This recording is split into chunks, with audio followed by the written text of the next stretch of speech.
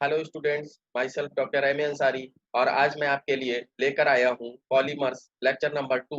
और आज के लेक्चर में हम डिस्कस करेंगे classification of polymers based on source. Source के बेसिस पर पॉलीमर्स का क्या क्या क्लासिफिकेशन हो सकता है उसके बारे में डिस्कस करेंगे। तो आइए स्टार्ट करते हैं classification of polymers. Classification of polymers में जो हमारा पहला क्लासिफिकेशन होगा वो होगा बेस्ड ऑन सोर्सेस। सोर्सेस के बेसिस पर क्लासिफिकेशन किस तरीके से किया जा सकता है। सोर्सेस का मतलब ये हुआ कि फ्रॉम वेयर दे ऑब्टेन, कहाँ से पॉलीमर्स ऑब्टेन किए जाते हैं, उनका सोर्स क्या है, उसके बेसिस पर हम क्लासिफाई करेंगे। दूसरा क्लासिफिकेशन हमारा होगा based on structure of polymers. Polymer का जो स्ट्रक्चर है वो क्या हो सकता है उसके बेसिस पर हम बात करेंगे। मींस अरेंजमेंट ऑफ मॉलिक्यूल्स क्या है। तीसरा क्लासिफिकेशन है हमारा based on modes of polymerization. उसके पॉलीमराइजेशन का क्या मोड हो सकता है, किस मोड से उसको बनाया गया है, हाउ आर दे मेड, कैसे उनको बनाया गया है, इसके बेसिस पर। और लास्ट और चौथा क्लासिफिकेशन हमारा होगा based on molecular forces. Means इसमें किस टाइप का फोर्स इन्वॉल्व हो रहा है। तो एक एक करके हम डिस्कस करेंगे पॉलीमर्स के बारे में। क्लासिफिकेशन बेस्ड ऑन सोर्सेस, हम पहला क्लासिफिकेशन स्टार्ट करते हैं। इसमें जो पॉलीमर्स होते हैं उनको दो कैटेगरीज में डिवाइड किया जा सकता है। एक तो पहली कैटेगरीज हमारी होगी नेचुरल पॉलीमर्स और दूसरी कैटेगरी हमारी होगी आर्टिफिशियल पॉलीमर्स। अब देखते हैं नेचुरल पॉलीमर्स क्या होते हैं। Polymers which are obtained from natural source are called a natural polymers। ऐसे पॉलीमर्स जिनको नेचुरल सोर्सेज से ऑब्टेन किया जाता है उनको बोलते हैं नेचुरल पॉलीमर। अब नेचुरल सोर्स हमारे क्या हो सकते हैं। नेचुरल सोर्स में हमारा प्लांट्स और एनिमल्स हो सकता है। अगर कोई भी पॉलीमर प्लांट से या एनिमल्स से ऑब्टेन किया जा रहा है तो वो हमारा नेचुरल पॉलीमर की कैटेगरी में आएगा। इसके एग्जांपल्स देखते हैं। एग्जांपल्स में है protein, cellulose, starch, some resins and rubber. ये सब के सब आपके नेचुरल पॉलीमर्स में आएंगे। आगे की बात करते हैं। दूसरा था हमारा आर्टिफिशियल पॉलीमर। तो आर्टिफिशियल पॉलीमर के बारे में बात करें कि आर्टिफिशियल पॉलीमर क्या होते हैं। Polymers which are made by humans are called as artificial polymer. ऐसे पॉलीमर्स जिनका फॉर्मेशन ह्यूमन के द्वारा किया जाता है उसको हम आर्टिफिशियल पॉलीमर बोलेंगे। अब आर्टिफिशियल पॉलीमर के एग्जाम्पल्स क्या क्या हो सकते हैं उनके बारे में बात करेंगे। अब पहले तो हमें ये जानना है कि जो आर्टिफिशियल पॉलीमर हैं वो कंप्लीटली ह्यूमन से बनाए जा सकते हैं, कंप्लीटली उनका फॉर्मेशन ह्यूमन के द्वारा हो सकता है, या उसमें कोई मॉडिफिकेशन करके कुछ नेचुरली होगा, कुछ उसमें मॉडिफिकेशन किया जाएगा और उसको ह्यूमन बना सकता है। तो वो भी हमारा आर्टिफिशियल पॉलीमर की कैटेगरी में आएगा। यहाँ दैट इज करके लिखा है either made completely by humans और just by modifying the properties of natural polymer. मतलब इतना सा है कि या तो उस पॉलीमर को कंप्लीटली ह्यूमन ने बनाया होगा या किसी नेचुरल पॉलीमर में कुछ थोड़ा बहुत मॉडिफिकेशन किया होगा, लेकिन वो पॉलीमर आपके आर्टिफिशियल पॉलीमर्स की कैटेगरीज में आएंगे। अब बात करते हैं classification based on source. Source के बेसिस पर हम बात कर रहे थे। जो पॉलीमर्स होते हैं उनको हमने दो कैटेगरीज में डिवाइड किया था। दो कैटेगरीज कौन कौन सी थी, नेचुरल पॉलीमर्स और आर्टिफिशियल पॉलीमर। अब देखिए जो नेचुरल पॉलीमर्स हैं उसमें हमने आपको बताया था कि एक सोर्स आपका प्लांट हो सकता है और दूसरा आपका एनिमल सोर्स हो सकता है। तो एनिमल ओरिजिन के कौन से पॉलीमर हैं उनकी बात करें और प्लांट ओरिजिन के कौन से पॉलीमर हैं उनकी बात करें।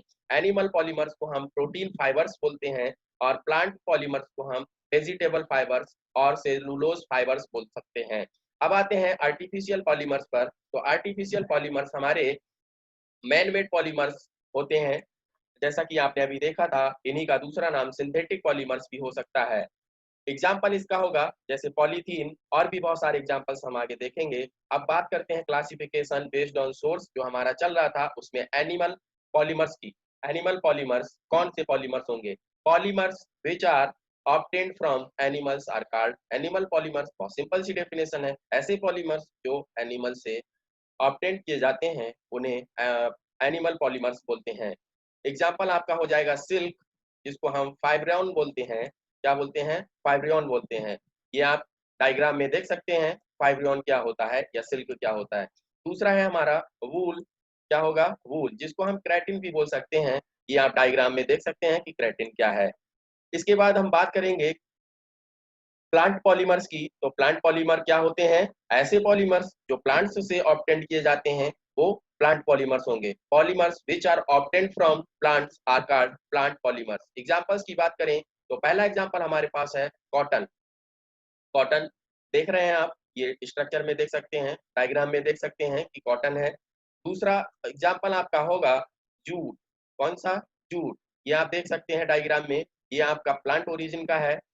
तीसरा आपका एग्जांपल है रबर, आप डायग्राम में देख सकते हैं, ये भी प्लांट ओरिजिन का है। चौथा एग्जांपल आप देख सकते हैं फ्लैक्स का, ये आप डायग्राम में देख सकते हैं, फ्लैक्स क्या चीज है, ये भी आपका प्लांट ओरिजिन का है।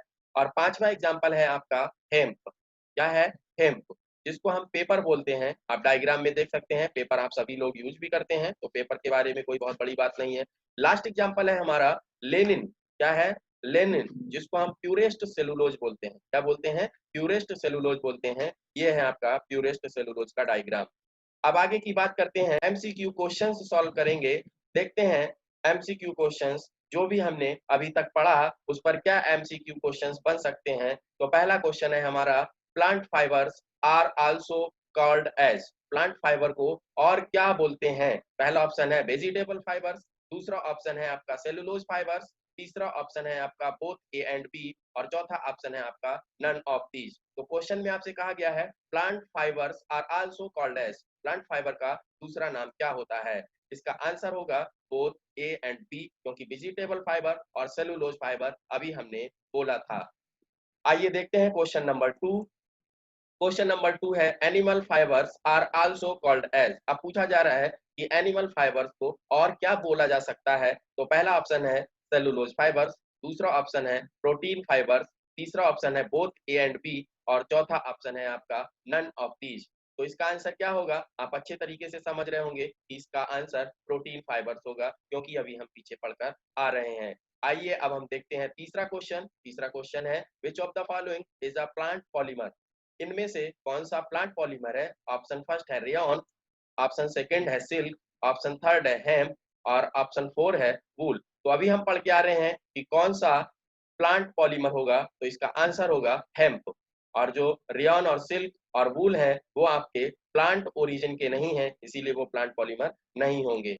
अब हम बात करेंगे synthetic and semi synthetic polymers के बारे में। सिंथेटिक और सेमी सिंथेटिक पॉलीमर्स क्या हो सकते हैं, ये अभी हमारा क्लासिफिकेशन बेस्ड ऑन सोर्सेस में ही सिंथेटिक और सेमी सिंथेटिक पॉलीमर्स आ रहे हैं। तो पॉलीमर्स जो होते हैं उनका क्लासिफिकेशन आपने दो कैटेगरीज में किया। कौन कौन सी दो कैटेगरीज, एक नेचुरल पॉलीमर, दूसरा आर्टिफिशियल पॉलीमर। नेचुरल पॉलीमर हम पढ़ के खत्म कर चुके हैं, अब आर्टिफिशियल पॉलीमर को हम क्लासिफाई करेंगे। तो आर्टिफिशियल पॉलीमर हमारे दो कैटेगरीज में डिवाइड होंगे। पहली कैटेगरी होगी सेमी सिंथेटिक पॉलीमर्स की और दूसरी कैटेगरी होगी सिंथेटिक पॉलीमर्स की। तो आइए सबसे पहले हम देखते हैं सेमी सिंथेटिक पॉलीमर, जिसका दूसरा नाम रीजनरेटेड पॉलीमर्स भी होता है। सेमी सिंथेटिक पॉलीमर्स क्या होते हैं, properties of natural polymers are enhanced by chemical modification. जैसा हमने आपको बताया था कि किसी भी नेचुरल पॉलीमर में कुछ मॉडिफिकेशन करके उसकी प्रॉपर्टीज को अगर हम इनहांस करते हैं तो उसको हम बोलेंगे सेमी सिंथेटिक पॉलीमर, या उसका दूसरा नाम होगा regenerated polymer. Entire polymer are made in factories, पूरे के पूरे जो पॉलीमर्स हैं वो फैक्ट्रीज में बनाए जाएंगे। इसके बाद हम इसके एग्जांपल्स की बात करें तो सेमी सिंथेटिक पॉलीमर्स का एग्जांपल होगा हमारा सेलुलोज एसीटेट, जिसका दूसरा नाम होता है रेयन। दूसरा नाम क्या होता है, रेयन। अब दूसरे एग्जांपल की अगर हम बात करें तो उसका एग्जांपल होगा सेलुलोज नाइट्रेट। क्या होगा, सेलुलोज नाइट्रेट। और तीसरा एग्जांपल है हमारा ब्यूना एस। ये ब्यूना एस एक टाइप की रबर रबर है। ये ब्यूना एस एक टाइप की रबर है, हम इसके बारे में आगे डिस्कस करेंगे। अब हम बात करते हैं सिंथेटिक पॉलीमर्स की। तो सिंथेटिक पॉलीमर का मतलब होता है जो पूरे के पूरे कंप्लीटली मैन मेड होते हैं, जिनको मैन के द्वारा बनाया जाता है। These are man made polymer. Synthetic polymer जो होते हैं वो कौन कौन से हो सकते हैं आपके, एक तो पॉलीथीन है, पॉलीथीन आप सभी लोग यूज करते हैं, पॉलीथीन के बारे में अच्छी तरीके से जानते हैं। दूसरा होगा आपका नाइलॉन, और नाइलॉन आपने देखा होगा, आप देख रहे हैं डायग्राम में। तीसरा होगा आपका टेफ्लॉन, आप डायग्राम में टेफ्लॉन को देख सकते हैं। और चौथा है आपका बेकेलाइट, बैकलाइट को आप देख सकते हैं डायग्राम में। ये है आपका सिंथेटिक पॉलीमर और सिंथेटिक पॉलीमर के एग्जांपल्स। अब हम इस पर बनने वाले एमसीक्यू क्वेश्चंस पर नजर डालते हैं। तो पहला क्वेश्चन है रेयॉन क्या है? तो पहला ऑप्शन है आपका नेचुरल सिल्क, दूसरा ऑप्शन है आपका नेचुरल फाइबर, तीसरा ऑप्शन है आपका आर्टिफिशियल सिल्क और चौथा ऑप्शन है नन ऑफ दीज। तो रेयॉन एक क्या है, आप बता सकते हैं कि क्या है? ये रेयॉन जो है आपका आर्टिफिशियल सिल्क है। क्या है? सिल्क। चलिए अब हम बात करते हैं क्वेश्चन नंबर 2 के बारे में। क्वेश्चन नंबर 2 है which of the following is a natural polymer? कौन सा नेचुरल पॉलीमर है? टेफ्लॉन, ब्यूना एस, सेलुलोज और नन ऑफ दीज। ये चार ऑप्शन है आपके सामने। तो बताइए कौन सा नेचुरल पॉलीमर है? इसका आंसर होगा सेलुलोज, क्योंकि सेलुलोज एक नेचुरल पॉलीमर है। अभी हम ऊपर पढ़ते आ रहे हैं। नेक्स्ट क्वेश्चन है हमारा which of the following is used in making tyres?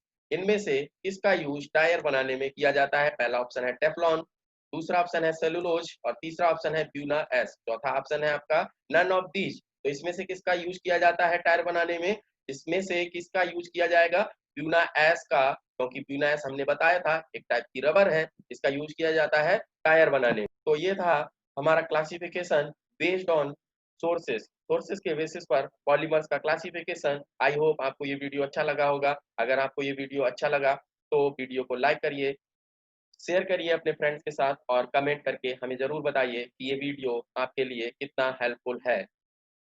Thank you so much for watching the video.